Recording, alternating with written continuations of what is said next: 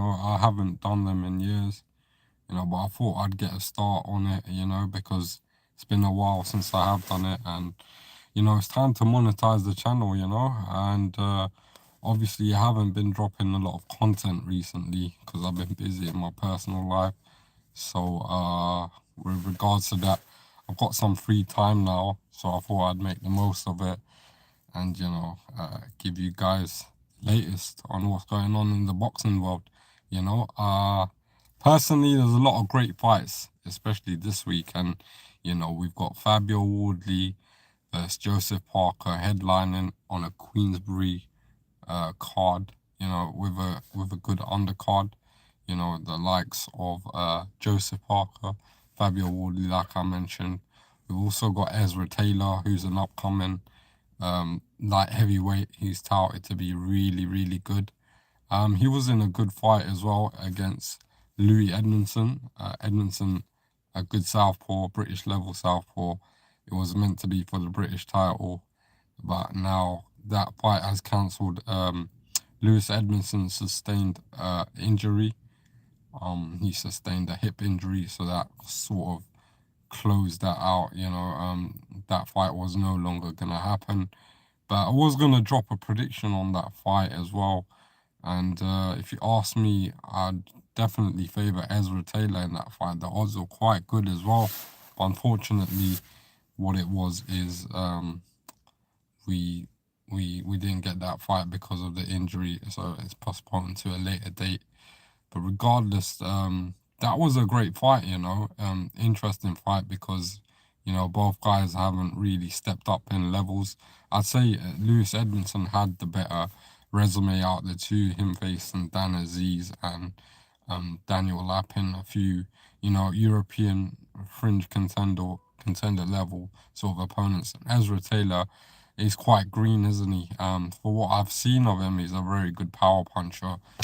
Can make adjustments as well. And I've heard a lot of great things about him. Very powerful, very power-handed in each hand. So he's definitely going to be doing a lot of knocking out. But Edmondson brought an interesting dynamic to that fight, because he's a really good boxer, and he's very good with his feet. He's more elusive than Ezra Taylor, in my opinion. Ezra Taylor's a really good fighter as well, but my main concern was how would he deal with cutting off the ring against Lewis Edmondson. But you know what? I still favoured him to win that fight because I just think that Edmondson, he gave me a few sort of red flags in his fights against Daniel Lapin. So he can be there to be hit, and he eventually does slow down. So yeah, that's what the general consensus was going into that fight, before it got postponed. I thought Ezra Taylor, would maybe sort of turn up for his first tough fight of his career in his British title fight. But like I said, it's no longer happening. We've got Steed Woodall, who has now stepped in for a replacement opponent for Lewis Edmondson. Steed Woodall, one thing that I can say about Steed Woodall is he can obviously cause major upsets. With regards to that, one fight that I noticed that come up on my head when I mentioned Steed Woodall is Lerone Richards. Lerone Richards was a great upcoming prospect, and nobody saw that coming. Steed Woodall managed to knock out Lerone Richards, a prospect who was very talented, a very good boxing ability, but he was able to, hurt him and, you know, take his so rightfully so, Steed Woodall stepped in again, yet again, and he's fighting another undefeated fighter in Ezra Taylor. So that's an interesting dynamic because he has done it in the past, so no one can rule that out completely. But in terms of preparation and how, prepared both fighters are coming into this fight, I feel Ezra Taylor has the advantages all in his favor in this fight. He's had the better preparation, he's been in America as well. Steve Woodall, obviously, he's been given a late notice in that sort of sense. So, ideally, you would favor Ezra Taylor to go on to win that fight. He has been looking good as well. So, like I said, probably gonna go with Ezra Taylor. But I'm looking at the markets in this fight. We've got a lot of selections. A lot of prop bets. There's a few bets that I'd go for in this fight. Ezra Taylor to throw the most punches. I think he's going to be more active than Steed Woodall. I think the power is going to make a difference. I think Steed Woodall might, might curl up in a shell and try to survive because I think Ezra Taylor has got that power to, kind of change the dynamic of a fight, regardless of how confident you are coming into it. So once you feel the power, I think I've heard a lot of good things about him from other boxers as well in the industry, which obviously does help because it's like a bit of information that, is good to keep up with your analysis and what I do in my boxing predictions. So, we know who he's training with and we know how hard he's working in America. So I'm definitely gonna still go with Ezra Taylor, but he's got to be careful. He can't underestimate Steed Woodall, in this fight. So I will be going for Ezra Taylor to win that fight, and possibly by knockout. I just feel that he's ready for this stage of his career and he's got a bright future. I think he's gonna make the most of his opportunity because it's the chief main event to Joseph Parker versus Fabio Wardley. Now that's another fight that I'm really, really looking forward to. Obviously going into this fight, a lot of people into the Fabio Wardley versus Parker fight. A lot of people are writing off Fabio Wardley because he doesn't have the sort of experience that Joseph Parker has. He's been in there with some credible opponents. Joseph Parker has Dylan White, Anthony Joshua, the upper echelon heavyweights. So Fabio Wardley hasn't had that experience. He's green. He's a white collar boxer that came from a white collar sort of background. But it's a perfect Rocky Balboa story if you look at it because, the guy hasn't really had an amateur background. You get me? So with that being said, he's got a puncher's chance because we've seen him pull it out many times against Fabio Wardley. Against who's the last opponent he pulled it out against? He pulled it out recently. Justice Hooney. Justice Hooney was outboxing him for the main part of that fight, about 8 to 10 rounds, and then that's when Fabio Wardley.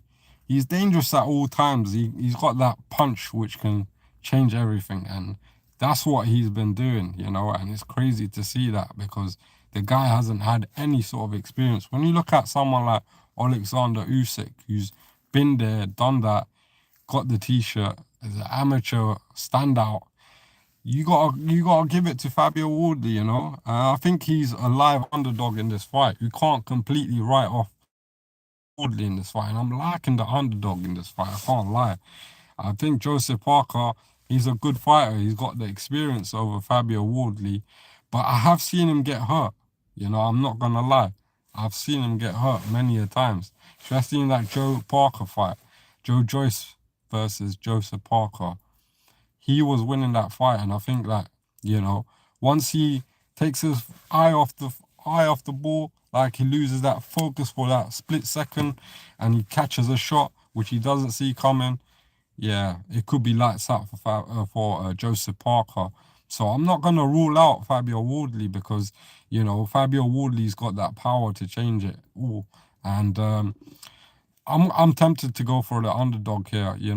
Obviously the odds are really lucrative. That's why I'm gonna go for it as well. Odds are quite good. I think like it's about 4 to 1 on Fabio Wardley to win by knockout. So I might have to be tempted to go for that. Because I think Joseph Parker, he can be vulnerable, and at them odds there, it's a quite realistic shout. So I'm gonna go on a limb here, and I'm gonna say Fabio Wardley might get him out of there late. I think there's a lot of motivation going into this fight for Fabio Wardley. The reason why I say that is he could potentially get a shot at facing Alexander Usyk for the undisputed heavyweight titles of the world. You know, that's gonna be amazing. You know, if Fabio Wardley pulls it off, bro, that's gonna be a sick fight against Usyk because you know the story is he's a white collar boxer. Do you understand? And it's like really unheard of for a white collar heavyweight to go move so far up the rankings so quick in such a short period of time. You know, and what he did to Fraser Clark, I gotta give him credit, man. You gotta give credit where credit is due, and I think Fabio Wardley is a live underdog in this fight. But let me know your thoughts, guys. Let me know who you got. Obviously, the favorite's gonna be Joseph Parker, rightfully so because of his experience. But you know, I still feel that Fabio Wardley's got that puncher's chance to eventually, you know, maybe pull out the bag. And I've seen him have to do it before, and he might do it again. You know what I mean? So, you never know, man. But I'm really looking forward to this fight. You know, yesterday, won a nice bet on Joshua James Pagan, who's an undefeated Puerto Rican fighter. Been following his career for quite a while, you know, and obviously this was his step-up opportunity, and the odds were very close, you know, very, very close. It was a 50-50 fight, but we managed to nail it, and I'm very happy that that fight came in for me yesterday because, you know, it was a tricky one. But I spoke to him, and, you know, he didn't let me down. So a big shout out to Joshua James Pagan winning the fight yesterday, and he's still undefeated against Mark Montgomery, who was a rugged fighter. He gave it all he had yesterday, but I think Joshua Pagan, his boxing ability is really, really good. And one thing I did say to him was to stay focused because this was a live fighter in Montgomery, Malik Montgomery. You understand? He was sparring the likes of Tank Davis, Javonta Tank Davis, and you can see that, you know, by the way he was fighting yesterday, he was putting that pressure on. Do you understand? But big shout out to Joshua James Pagan because that guy, he done this thing yesterday, and I needed that to come in. I'm telling you, I had a few man them back home in London that back the same thing, and you know, it's nice when it comes through, you know. So yeah, man, big shout out to flipping Joshua James Pagan. Look out for that guy, man, because he's definitely coming up. So he could definitely make you some bit of money as well because I think he's a really good boxer, very underrated, and he lives the life. So yeah, big shout out to him. But anyways, let's carry on, man. Tomorrow I'm looking really forward to the Fabio Wardley versus Joseph Parker fight. This is one of them fights where, you know, if it does happen for Wardley, you know, the payment is good. You get me? The odds are good. But I wouldn't put the house on it. I wouldn't put a lot of money on it because it's like it's one of them ones where, you know, it's a 50-50, you know, and more chance you've got Joseph Parker because of his experience. But I think the power advantage definitely lies with Fabio Wardley. Who else we got on the undercard? We got another prospect, Royston Barney Smith, I believe. You know, who's another good fighter, undefeated. You know, Royston Barney Smith, obviously, good boxer, good amateur pedigree. He's getting in there with Danny Quartermain, I believe. But I still feel Royston Barney Smith is a very good boxer, and I do favour him to win that fight. So I'm gonna go with Royston Barney Smith to beat Danny Quartermain tomorrow on the undercard of Joseph Parker versus Fabio Wardley. You know, there's also a lot of fights coming up next weekend as well.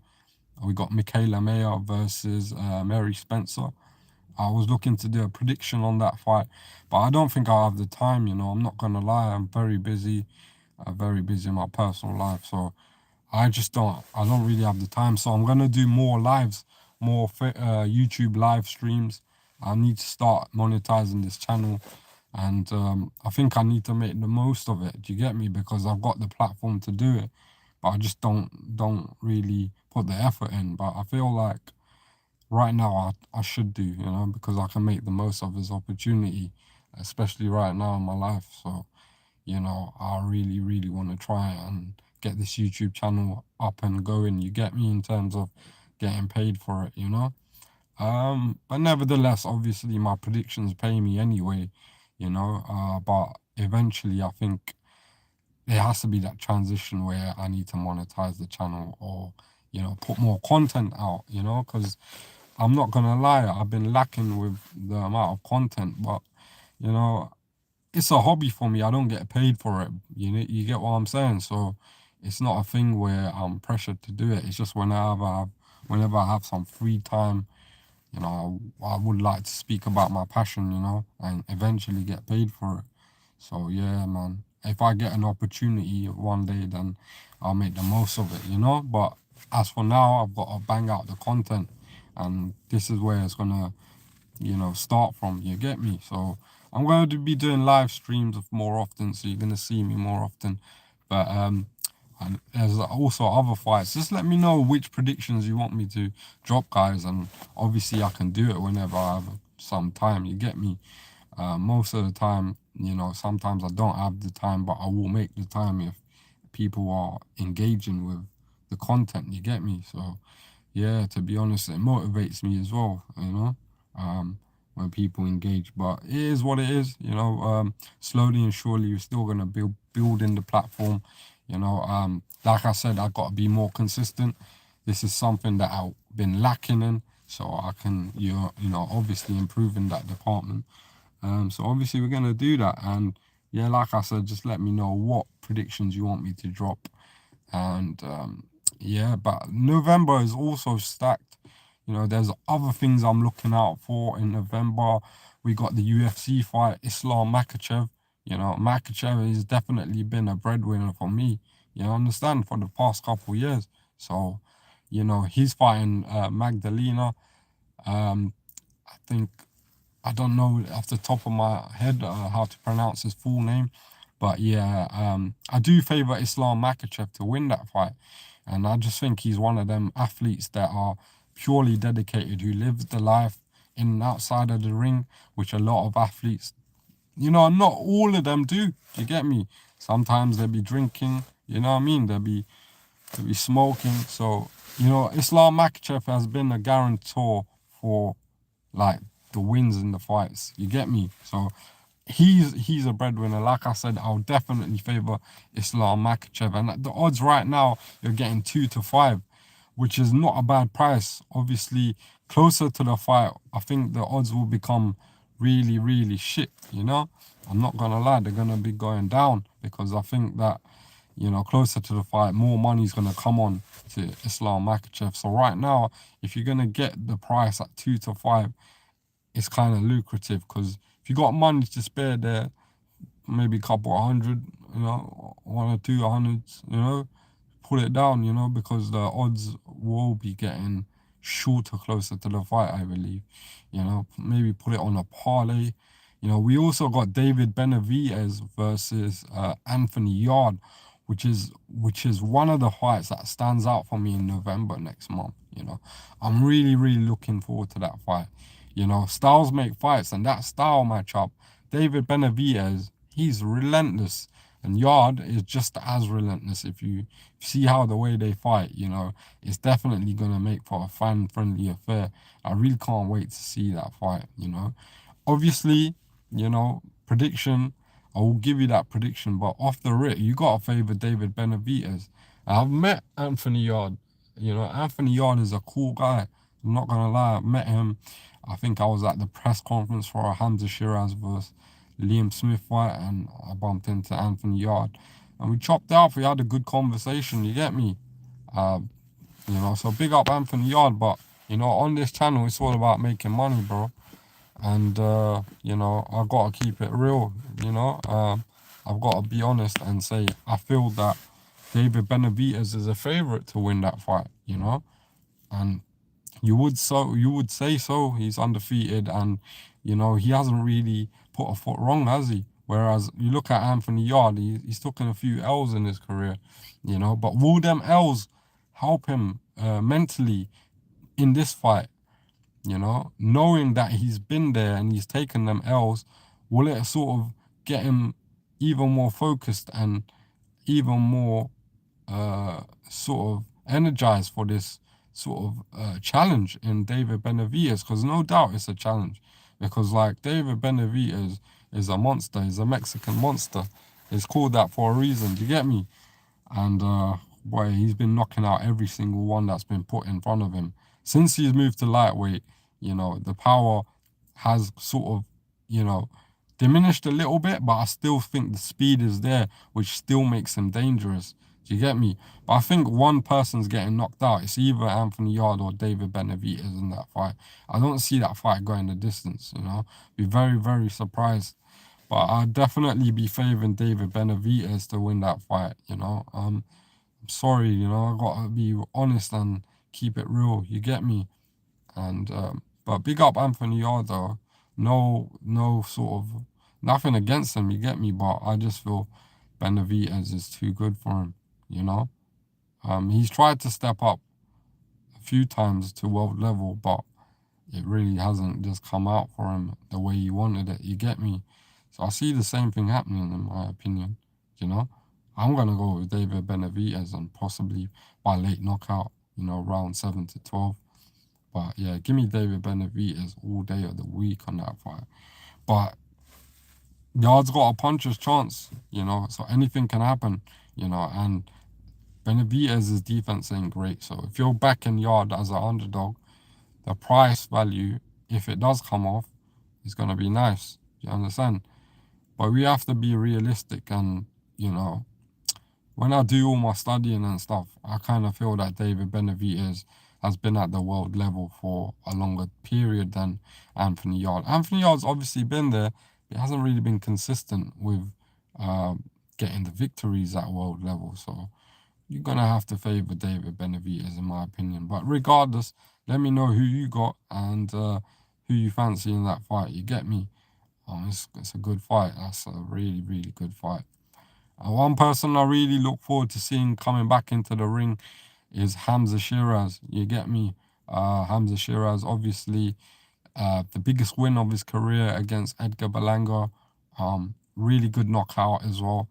And, that's propelled his career to other heights, to bigger heights. And it's been the biggest sort of change in his career from the last fight. You get me? So I'm really happy for him, but I can't really wait to see him come back into the ring. Rumors circulating. I haven't really spoken to his dad yet, but rumors circulating around the internet, social media that he's back in February. So yeah, late January or early February. First or second week of February. So I'm really looking forward to his return. But there's a few fighters that have been named. Who has been on his few fighters. Jaime Munguia is a fighter that's been sort of rumored to get that fight in return in February.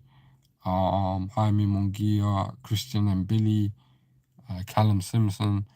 But yeah, I don't see him fighting Callum Simpson because I just feel like he's past British level, and I feel that Callum Simpson right now is at the British level.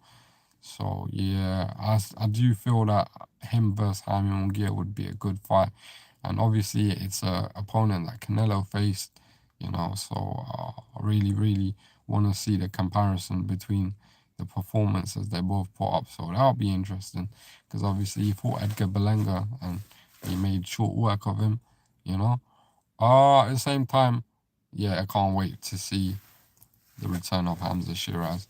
Hopefully he'll be back soon as well. And like I said, there was rumors circulating he might go on to face Canelo, but Canelo obviously has pulled out, and his return back in early February, he's got an injury. So yeah, that fight is out the equation at the moment, but it could happen late 2026. You get me? So yeah, man. Really looking forward to for for furthermore other fights in boxing. But right now, I've got to keep it short and sweet. You know, I've got to go. I need to charge my phone. My battery's gonna die.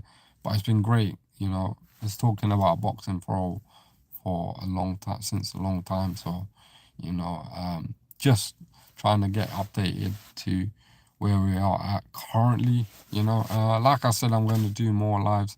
And make sure you like, comment, and subscribe. Share the video, and obviously try get it to where it's meant to be. You get